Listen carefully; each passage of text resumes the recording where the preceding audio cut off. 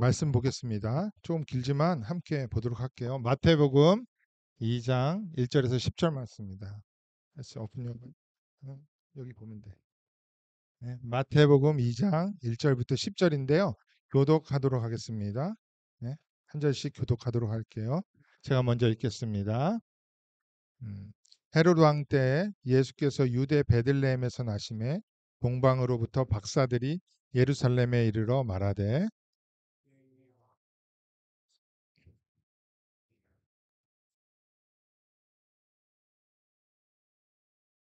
헤롯 왕과 온 예루살렘이 듣고 소동한지라.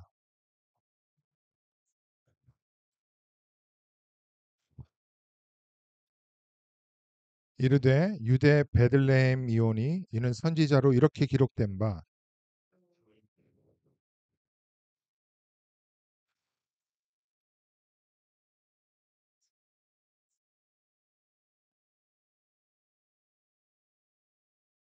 이에 헤롯이 가만히 박사들을 불러 별이 나타난 때를 자세히 묻고 베들레헴으로 보내며 이르되 가서 아기에 대하여 자세히 알아보고 찾거든 내게 구하여 나도 가서 그에게 경배하게 하라. 박사들이 왕의 말을 듣고 갈새 동방에서 보던 그 별이 문떡 앞서 인도하여 가다가 아기 있는 곳 위에 머물러 서 있는지라. 그들이 별을 보고 기뻐하고 아멘. 이제는 오늘 말씀의 제목은 예수의 탄생, 세상을 혼란케 하다.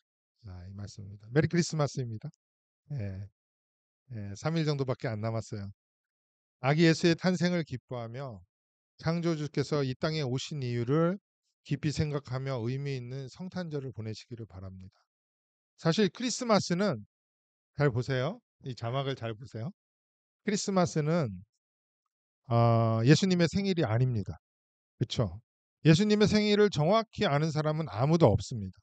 지금 우리가 크리스마스라고 지키고 있는 12월 25일은 원래 로마 제국 후기였던 이거 기원후예요. 제가 이거 잘못 썼는데 기원후 AD 1세기부터 4세기까지 넓게 퍼져 있던 어, 미트라교, 그러니까 로마의 제국의 군인들을 중심으로 넓게 수속히 퍼졌어요.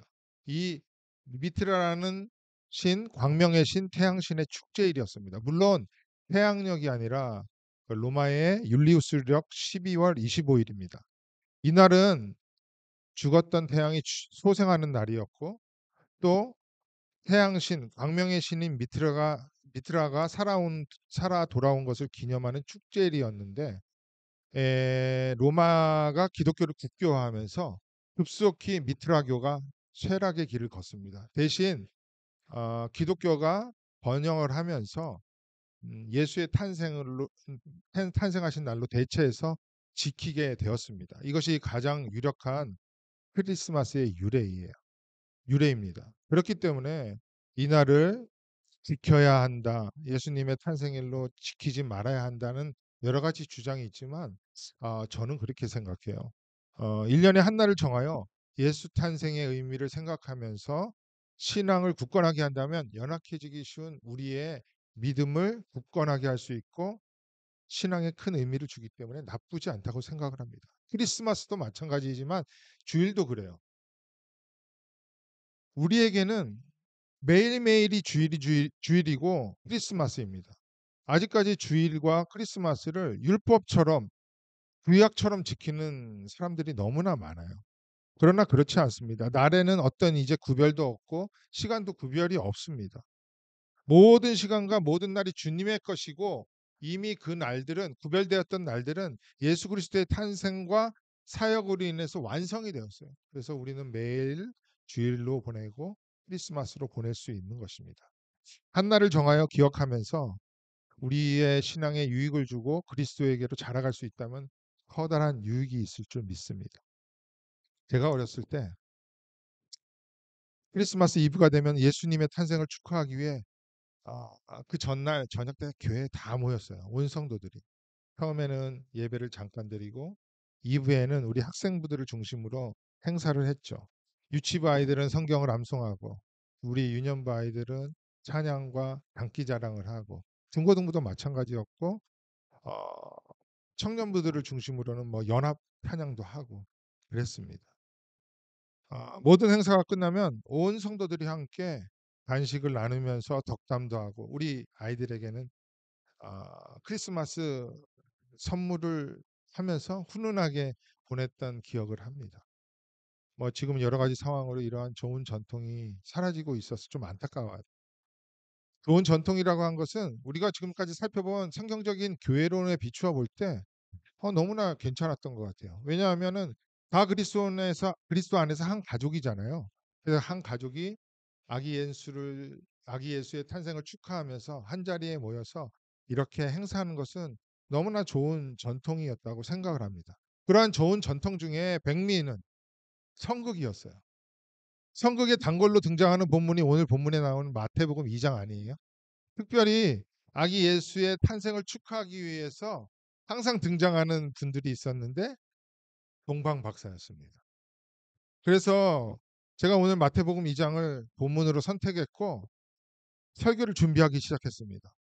지금까지 한두 번도 아니고 아마 100번도 더 넘게 읽었을 거예요. 왜냐하면 새해 시작할 때 맨날 마태복음부터 시작하잖아요. 그런데 2장까지를 읽었으니까 100차례도 넘게 읽었습니다. 근데 잘 알고 있다고 생각했는데 설교를 준비하면서 열심히 말씀을 보다 보니까 너무 어려운 거예요. 이해가 안 되는 말씀이 너무나 많았습니다. 여러분들도 정말 많이 읽어보셨을 텐데 진짜 이 본문이 잘 이해가 되셨던가요? 1절, 2절 한번 읽어드릴게요. 헤롯 왕 때에 예수께서 유대 베들레헴에서 나심에 동방으로부터 박사들이 예루살렘에 이르러 말하되 유대인의 왕으로 나신 이가 어디 계시냐? 우리가 동방에서 그의 별을 보고 그에게 경배하러 왔노라 하니.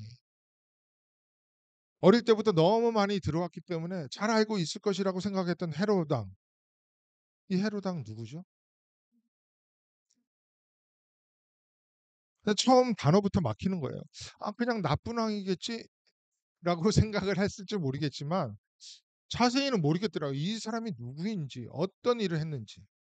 또한 예수께서 베들레헴에서 태어나셨는데 별을 보고 아기 예수의 탄생을 경배하기 위해 온 박사들이 왜 베들레헴으로 바로 가지 않고 예루살렘에 먼저 가서 거기에서 태어나지 않은 유대인의 왕을 찾았을까요? 물론 별이 동방의 박사들을 예루살렘으로 인도했겠지만 천지 만물을 다스리는 하나님께서 왜 별을 예루살렘으로 가게 했을까요? 그리고 동방의 박사라고 표현했지만 이 박사는 지금의 석박사가 아니죠. 원어를 보면은 점성술사입니다. 지혜자라고도 하고 심지어 마술사이기도 해요. 영어에는 와이즈맨이라고 하는데 하나님을 몰랐던 이교도였던 점성술사 지혜자들이 그 별을 보고 어떻게 유대인의 왕이 태어났다는 것을 알았고 그를 경배하기 위해서 어떻게 동방으로부터 경배하기 위해 왔을까요? 그리고 동방은 어디였을까요? 오늘 본문으로는 읽지 않았지만 마태복음 2장을 계속해서 읽다 보면은 헤롯 왕이 베들레헴으로 중심으로 하는 그 일대의 2살 이하의 어린이들을 다 죽입니다. 왜 그랬을까요? 또한 헤롯 왕이 2살 이하의 아기들을 죽인 것과 예레미야 선지자가 예언한 28절의 말씀과 연결이 된대요. 보세요. 라마에서 슬퍼하며 크게 통곡하는 소리가 들리니 라헬이 그 자식을 위하여 애곡하는 것이라. 그가 자식이 없으므로 위로받기를 거절하였도다 함이 이루어졌느니라. 여러분들은 어떠세요? 제가 설교를 준비하면서 질문을 했던 것들이 여러분들은 대답해 줄 수 있는 것들이 있나요? 저는 이해가 안 되는 것이 한두 곳이 아니었습니다. 더군다나 오늘은 크리스마스라 우리 학생부가 연합 예배를 하기 때문에 설교를 쉽게 간단하게 준비하려고 했는데 이러한 질문들이 저를 도전하는 거예요. 모든 질문에 답할 시간은 없어서 한두 가지만 말씀을 드릴 것입니다. 약간 어려울 수 있게 우리 학생부한테는 미안하지만 지난 6개월 동안 설교를 해본 결과 우리 학생부들이 너무 잘 따라와요. 어려워도 잘 듣고 또 기억을 하고 있습니다. 그래서 과감하게 좀 말씀을 드릴게요. 잘 보세요. 여기 자막에 나오니까 우리 학생부는. 먼저 헤롯이 누구인지에 대해서 좀 말씀을 드릴게요. 헤롯이 어떤 사람인지 알아야 2살 이하의 아이들을 죽인 것을 이해할 수 있습니다. 물론 이거는 안 다룰 거예요. 그리고 그 당시 유대인의 왕이었던 헤롯에게 유대인의 왕이 태어났다고 한 동방 박사들의 어처구니 없는 말들을 이해할 수 있을 겁니다. 버젓이 유대인의 왕으로 자리 잡고 있는 헤롯 앞에서 어떻게 유대인의 왕이 태어났다고 할 수 있어요? 이건 반역이잖아요. 말도 안 되는 일이었을 것입니다. 그런데 왜 그러한 말을 동방의 박사들, 지혜자들이잖아요. 똑똑한 사람인데 어떻게 헤롯 왕 앞에서 이런 말을 할 수 있었을까요? 아마 설교를 다 들은 후에는 이해할 수 있을 것이라고 생각을 합니다. 예수님이 태어나기 전에 지중해를 중심으로 하는 그 일대는 약 1000년 이상 너무나 오랫동안 격동의 시기를 보내고 있었습니다. 매일매일이 격동의 현장이었어요. 힘과 군사력이 강한 민족이나 국가가 나타나게 되면은 세상이 항상 뒤집히는 일들이 발생했습니다. 그 과정에 수많은 사람들이 죽어야 했고 포로가 됐고 노예로 끌려갔습니다. 힘이 있으면 남을 무조건 짓밟고 지배하는 세상이었습니다. 여러분 알렉산더 대왕이라고 들어보셨나요? 이 그리스의 젊은 왕이 너무나 짧은 시간에 지중해를 중심으로 하는 북아프리카와 유럽 일대를 다 점령을 합니다. 그런데 갑자기 병에 걸려서 죽어요. 그러자 알렉산더 대왕 밑에서 전쟁을 치렀던 4명의 대장이 그 지역을 나누어서 다스리게 됩니다. 유대 땅도 이때 그들 가운데 있었기 때문에 지배를 받고 있었어요. 그러다가 막파비 혁명을 통하여서 유다가 독립을 해요. 보통 나라가 독립을 하면 그 나라를 다스리고 정치할 왕이 필요하잖아요. 그런 왕들은 보통 자기 나라 민족의 사람으로 세웁니다. 그런데 안타깝게도 자기 나라 왕으로 못 세워요. 왜냐하면은 이 로마라는 국가가 그 당시에 갑자기 세력을 얻더니 확장하고 팽창하더니 유다라는 지역까지 다 다스리게 되었어요. 그리고 나서 유다 지역에 로마가 왕을 세우게 됩니다. 그때 세워진 인물이 오늘 본문에 나오는 헤롯 왕이에요. 그런데 헤롯 왕은 안타깝게도 유대인이 아니었습니다. 누구의 에돔 왕이었어요. 에돔의 에, 민족에서 나온 왕이었습니다. 이 에돔은 에서의 후손이잖아요. 뭐 역사적으로 큰 배경이 있지만 다 말씀드릴 수 없지만 이 에돔과 유대인들은 너무나 오랫동안 적대적인 관계에 있었습니다. 그러한 적대 관계에 있었던 에돔 사람이 유대인의 왕이 된 거예요. 그러니까 유대인들이 어떤 생각이 들었겠어요? 너무나 싫었어요. 불만이 가득했습니다. 어떤 정치를 해서 잘하든 못하든 그냥 싫었던 거예요. 그리고 기회가 되면은 이 헤롯이 교체되기를 바랐어요. 그 자리에서 내려오기를 바랐습니다. 이러한 상황을 헤롯 왕도 잘 알고 있었겠죠. 자기의 출생의 한계로 인해서 늘 자격지심을 가지고 살았습니다. 그 자격지심으로 인해 위에 로마를 향하여서는 권모술수와 임기응변 그렇게 정치를 했고 자기가 통치하는 유대 지역, 에돔 지역, 갈릴리 지역, 사마리아 지역은 강압적인 통치를 하는 왕이었어요.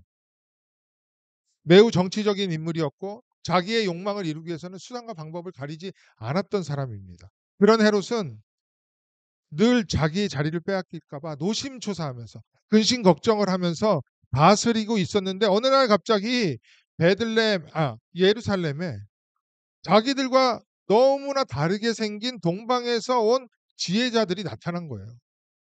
그러니까 장안의 화제가 되었겠죠. 웅성웅성 됐을 것입니다. 그런데 그들이 하는 말을 들어보세요.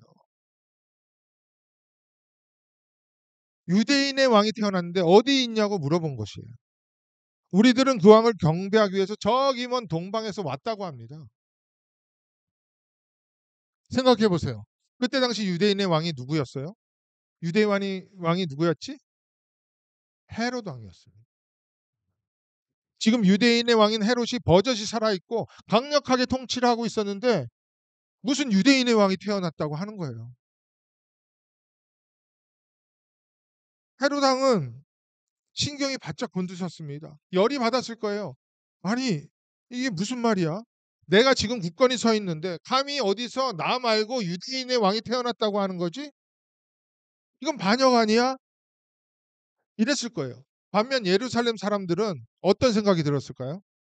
너무나 강압적인 통치를 하던 헤로드 왕이 분명히 칼바람을 일으킬 거라고 생각했던 거예요. 그래서 난리가 난 것입니다. 예루살렘을 중심으로. 소동이 일어난 거예요. 길게 설명을 드렸지만 그게 3절 말씀이에요. 한번 볼까요?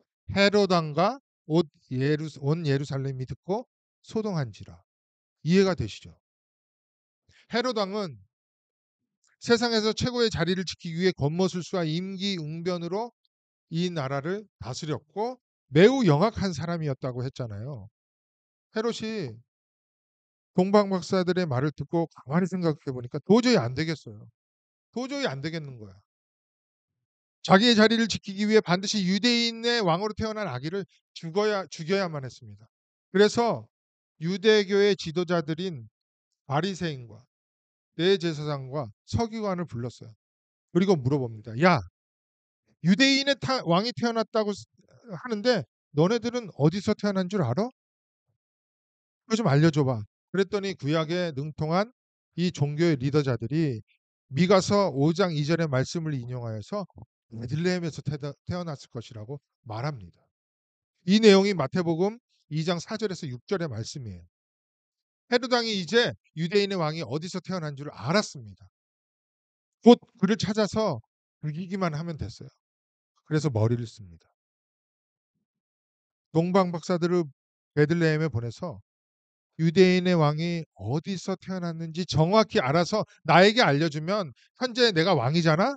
그럼 다음 왕인 그 아기를 찾아가서 축하하고 경배하겠다고 말한 거예요.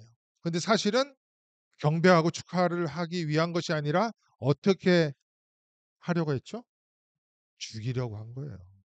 그게 7, 8절의 말씀입니다.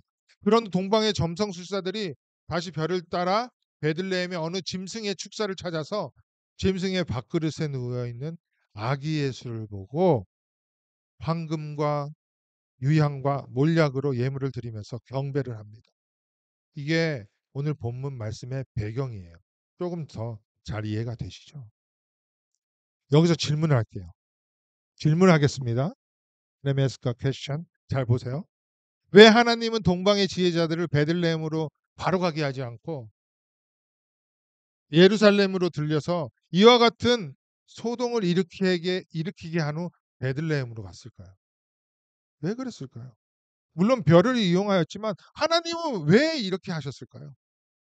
만약 그렇게 하지 않았다면 아기 예수가 애굽으로 피난을 가지 않았어도 됐었고 2살 이하의 아기들이 죽지 않아도 됐었는데 굳이 하나님은 왜 이렇게 하셨을까요? 우리 한번 생각해 보도록 하겠습니다.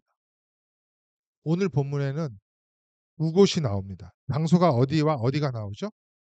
예루살렘과 베들레헴이 나와요. 예루살렘은 너무나 유대인들에게 중요한 도시였습니다.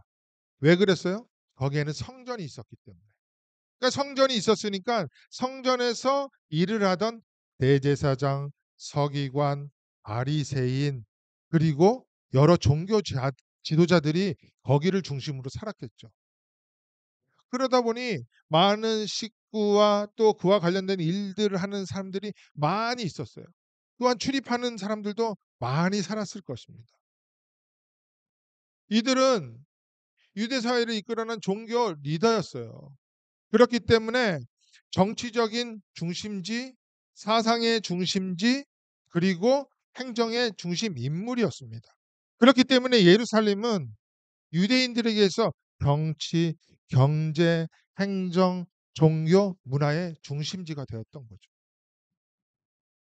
더군다나 로마에서 파견한 헤롯 왕은 어디 있었을까요? 역시 예루살렘에 있었어요. 거기 헤롯 궁전이 있었으니까.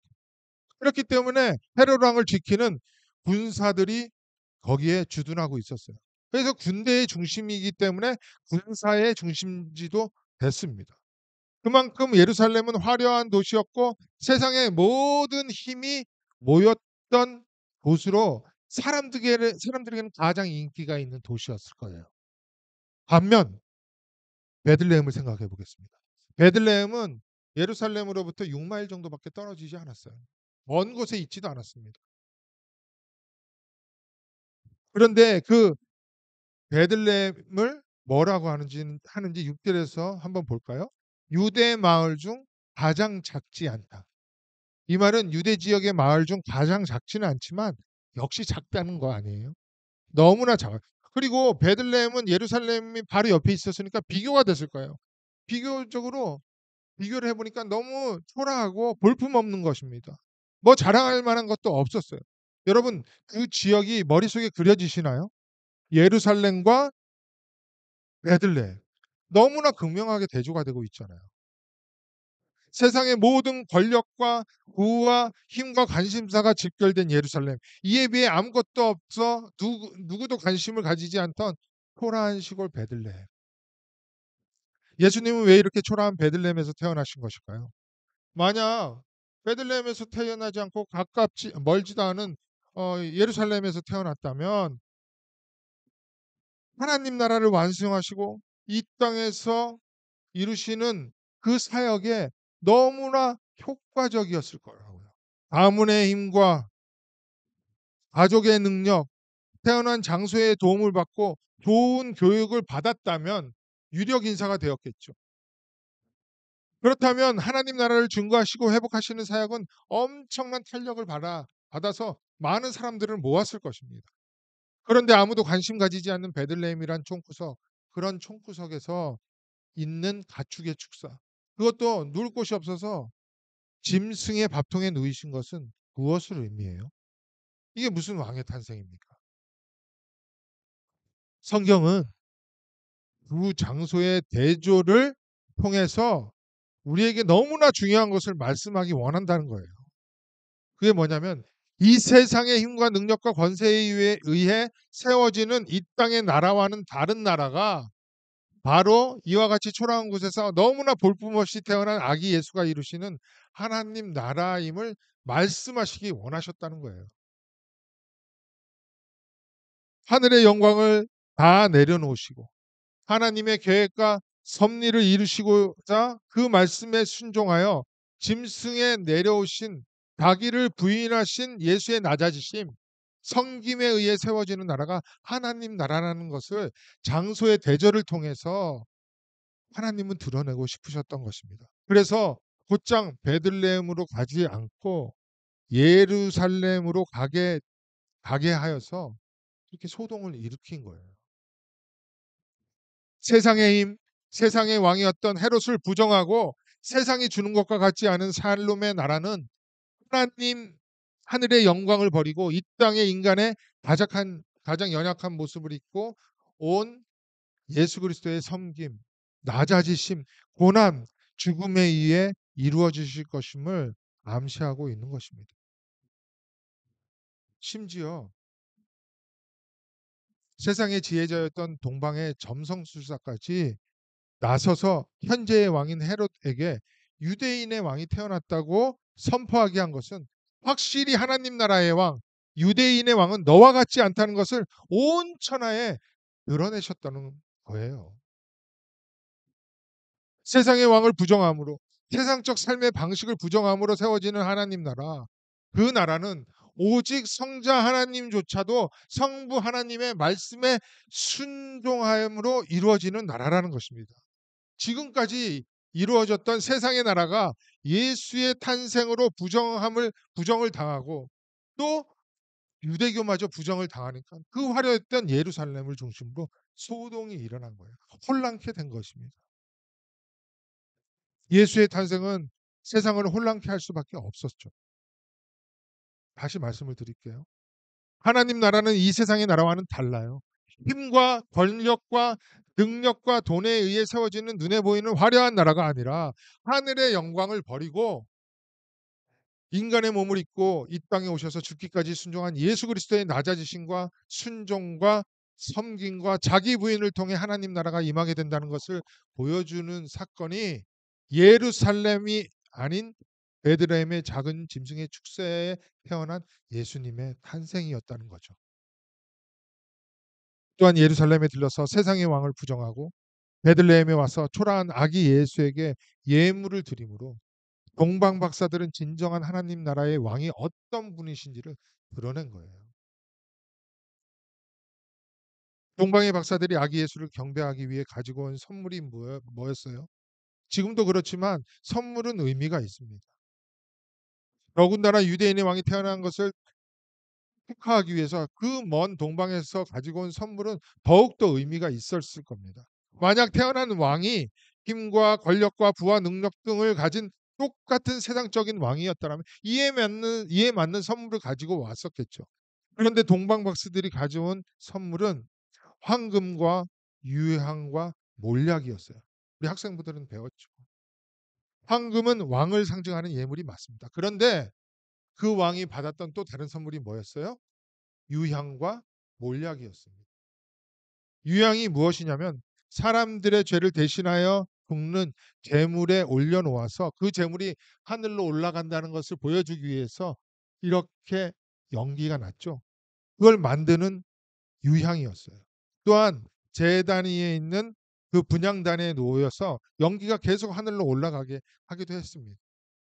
그러니까 유향은 무엇이냐면은 우리의 죄를 대신하여 죽어야 하는 제물, 그것을 상징하는 물건으로서 예수가 우리의 화목제물, 대속제물, 그리고 속죄제물이 된다는 것입니다.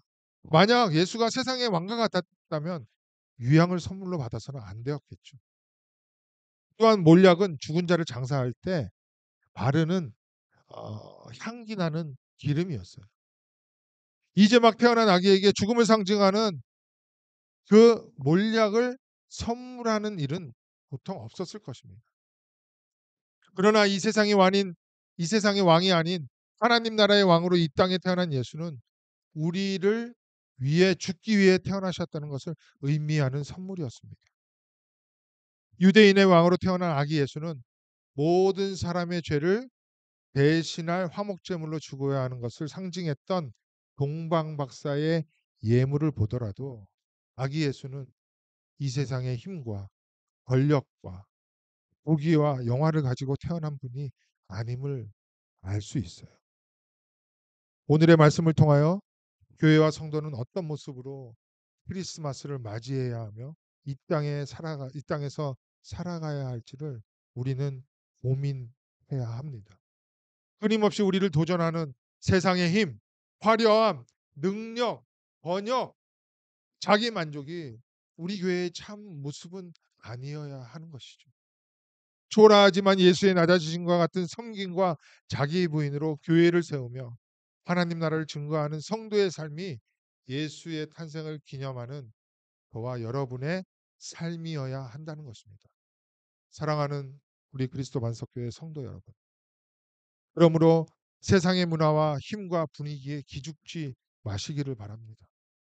심지어 교회의 모습을 비교하면서 낙망하지도 마십시오. 오늘 우리는 베들레헴이라는 총구석의 초라한 축사, 그것도 짐승의 밥 그릇 위에 누이신 예수 그리스도만을 바라보면서 그분만이 교회와 성도의 유일한 반석되심을 믿고 예수님만을 자랑하면서 그 터 위에 든든히 세워져가는 한 믿음의 교회와 성도가 되어야 할 것입니다.